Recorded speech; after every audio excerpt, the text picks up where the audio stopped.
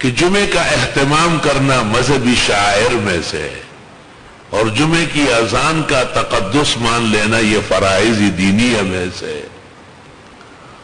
آیت سے یہ بھی پتہ چلا کہ جمعے کی نماز عام نماز نہیں ہے کہ دفتر میں آپ ٹائی پینٹ پہنے ہوئے اور صف میں کھڑے ہو جائے۔ جمعے کا دن، جمعے کی نماز اہتمام چاہتے ہیں۔ اللہ، وہ لوگ مثال دیتے ہیں، ایک مثال میں واقعہ پیش کیا مفسرین نے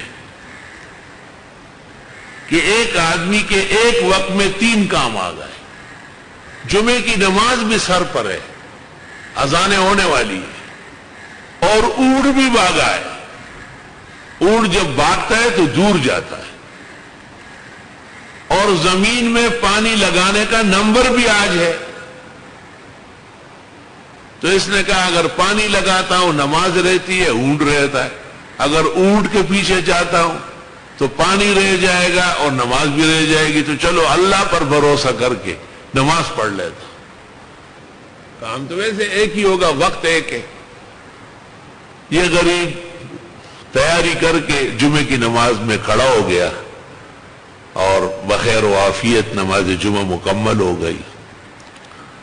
بڑے غمگین اور پریشان جا رہے ہیں کہ دیکھو اگر تھوڑا سا وقت میرا باقی ہو تو پڑوسی کو منت کر کے کچھ زمین سیراب کر لوں گا۔ جب یہ آیا دیکھا تو تمام زمین سیراب ہو چکی ہے اور پانی ٹخنوں تک کھڑا ہے۔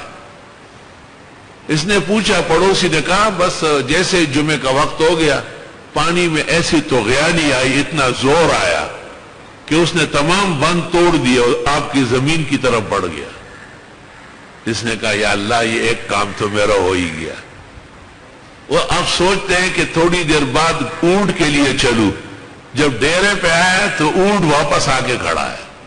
تو جو شخص دین کو اور عبادت کو ترجیح دے گا، اللہ دونوں جہانوں میں سر بلند کرے گا۔ یہ حاصل ہے آیات